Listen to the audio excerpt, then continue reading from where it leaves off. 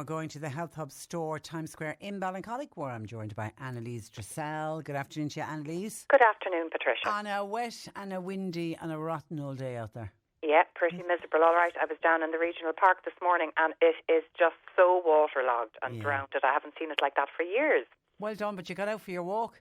Oh yeah, I have to for my head. Well done, well done. Yeah. OK, let's get straight into questions. Hi, Patricia, could you please ask Anneliese to repeat her advice regarding a Terra Nova product for osteoporosis? I was unable to purchase it at my health shop as I was told I would need more additional information. They explained to me that Terra Nova was the brand name. Thanking you. OK, so Terra Nova don't actually do a product for osteoporosis.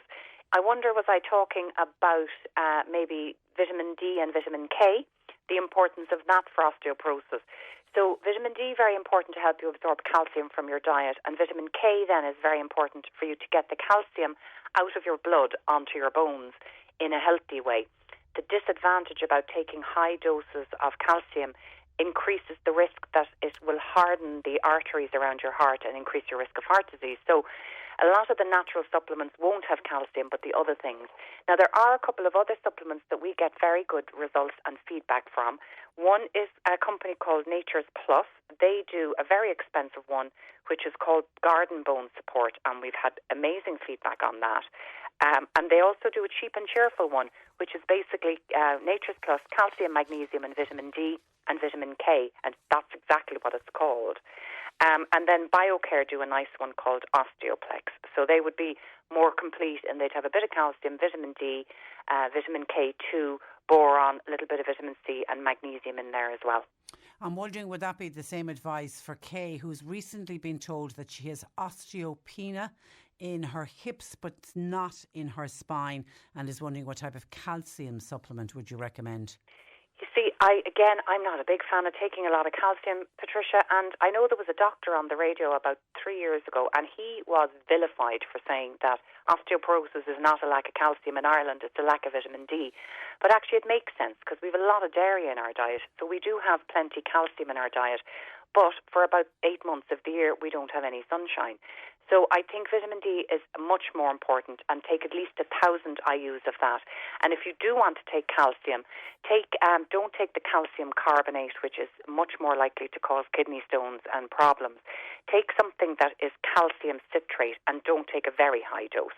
So taking one of those ones that I spoke of there, like the Garden Bone Support by Nature's Plus, is expensive, but that could even possibly help you build backbone. So it's a great one for people. We've had people with osteopenia reverse it. Osteoporosis is further along the road, so there's more damage done. There's more demineralization of the bone has occurred when you've had osteoporosis. So it might be harder to reverse that. But if you want to reverse it, have your best chance. The Nature's Plus Garden Bone Support is good. Otherwise, the BioCare Osteoplex just ticks all the boxes, and it gives you calcium in a nice low dose of easily absorbed one. OK, I've got two questions in on diverticulitis. One is from Mary in Kanturk, who is suffering from diverticulitis at the moment. She's wondering, can diverticulitis actually cause a person to vomit? How long does it last, and what are the remedies? And Breatha has also been diagnosed with diverticulitis, and she's wondering, is a liquid diet the best diet for it, and how important is diet when you've been diagnosed with diverticulitis? So there's diverticulosis is where you get these you get pouches. So the wall of the colon is a kind of a strong muscle. And when you get diverticulosis, there's weaknesses in parts of that strong muscle, and it blows out to form a little pouch. And the danger is that food or undigested food or fecal matter can get stuck in that pouch, and it can become infected. And that's when you've got the itis, the diverticulitis. Okay. So a lot of people will need an antibiotic at that point. It's very painful. You could definitely vomit. You would feel sick. You might have a high temperature. You will definitely be in pain. So probably antibiotics are the best treatment there if you're at that stage. And then once that's cleared up, it's all about prevention, really, because at this point now the damage has been done to your colon.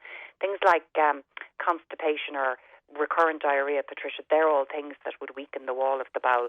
So very important to keep yourself having a daily well-formed stool, and the psyllium husk is wonderful for that. I think more people would be inclined to constipation, so you'd need at least a tablespoon of the psyllium husk on your breakfast every morning. Make sure that you have a daily bowel movement. If you can't, use natural laxatives like aloe vera, magnesium, rhubarb is another one as well. So Aloe Pura is a company. They do a natural laxative tablet that you can take at night with all of those things in there. It's just called Aloe Pura Complex, I think it's called. It used to be called Colon Complex. It's just Complex now. You can take those at night before you go to bed, and you'll have a nice gentle bowel movement in the morning. Probiotics might help as well, especially if you've had an antibiotic, because the good bacteria help keep the wall of the intestine healthy. If you've got a good population, they produce a load of nutrients that nourish the cells inside the colon, and that's what keeps them strong and prevents the weaknesses from occurring. So good probiotic, like the Udo's 8 is lovely. We love the Nature's Plus microbiome one is really, really good as well. Any of those will do. And then in terms of diet, just when you've got diverticulitis, definitely liquid is better, anything that takes the pressure off the digestion. But on the whole, just make sure you're getting plenty fibre, porridge for breakfast for soluble fibre, apples and pears, kiwis are great, rhubarb, and then switch to everything brown. Okay, Yvonne says, any suggestions please for a lady in her mid-60s with thinning and wispy hair? Okay, now that's the worst, Patricia. Our crowning glory is so important to women. So I think if it's thinning on the scalp, the best thing to do is to take the Norcrin. It's expensive, but I've taken it myself when my hair was thinning, and it worked for me, and it works well for a lot of our customers. It's spelled Nourkrin, and you'll need to take it for at least 3 months. And it's a type of marine protein. They've patented it, so that's why it's expensive. And it can kickstart the hairs that have gone into a dormant, non-growing phase back into a growing phase as well. So definitely the best thing if you notice it's thinning on your scalp. And then if it's just the quality of your hair, so if you notice it's just thin and limp, I always think biotin is the best for that. And Solgar do a lovely high-strength biotin, 5,000 milligrams, and just take it again for about 3 months, and that should strengthen it up. Okay, and Anne says, what is apple cider vinegar good for? Anne says, I'm getting pains in my hands and I'm wondering, would taking apple cider vinegar on a daily basis, would it help in any way? So, Patricia, I've heard apple cider vinegar cure everything except death, really. There's so many different claims for what it can do for you. But from a scientific perspective, there's 2 things that I would agree it can do. If it's the raw apple cider vinegar, it's got lots of probiotic bacteria in there, and they're great for the gut. And if your gut is healthy, you will be healthy. So that's the first thing. The second thing then, I think the vinegar as well is very good to help support digestion. It can help you break your food down better, and it also can help acidify things like calcium and zinc and magnesium and make it easier for your body to absorb them. So there are 2 things I would definitely say it can do. Other than that, it's really all, from what I can see, is hearsay. People would say that it helps with aches and pains, that it helps them lose weight, that it keeps them from getting coughs and colds. I'm not really sure if it can actually do all of those things. So I just think that you need to be careful with it. It is vinegar. If you've got any inflammation in your stomach or if you have any heartburn, it's definitely not going to be suitable. And if you are going to try it, get the raw version with the mother, so that at least you're getting all the good bacteria. But for aches and pains in the hands, I'd recommend better natural anti-inflammatories like turmeric. Ginger is very good as a natural anti-inflammatory. Boswellia, that comes from frankincense. Any of those would work better. Devil's Claw is another lovely one as well, especially for pains in the hands and the smaller joints. So any of those would probably work better than apple cider vinegar. Okay, hi Anneliese. I've got a friend who is swearing by a mushroom supplement for sleep. Does Anneliese know anything about this particular supplement or other supplements to help with sleep?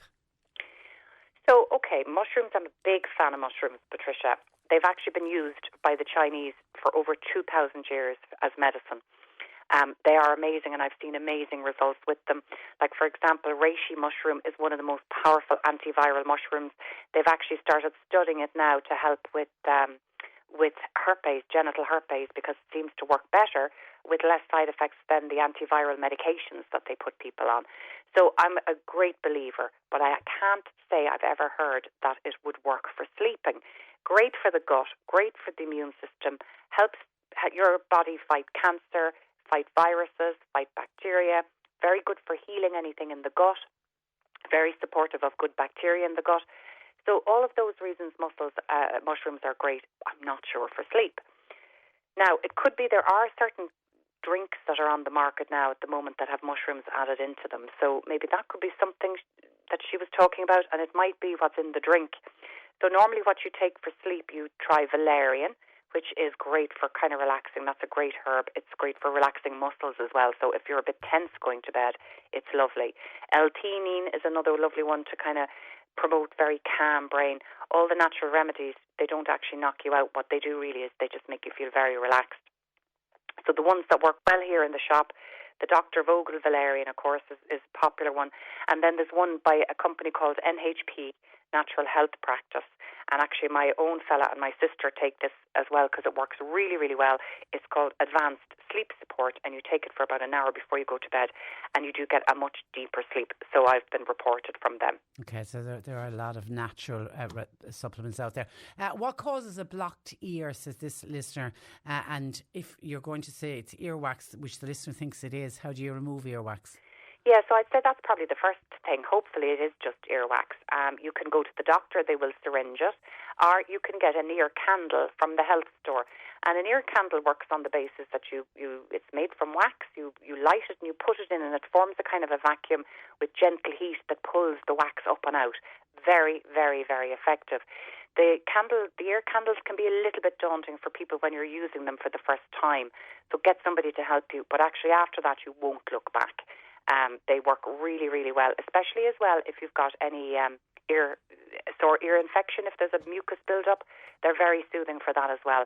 The second reason you could have a blocked ear could be mucus behind the ear, and the best herb for that is a herb called Plantago, which is spelled Plantagao, and it's great for kids if they're pulling at their ears. Okay, listen, we'll leave it there, and you'll put up all of the information on your website this afternoon, as heard on the radio, healthhubstore.com. Thanks, Anneliese. Have a lovely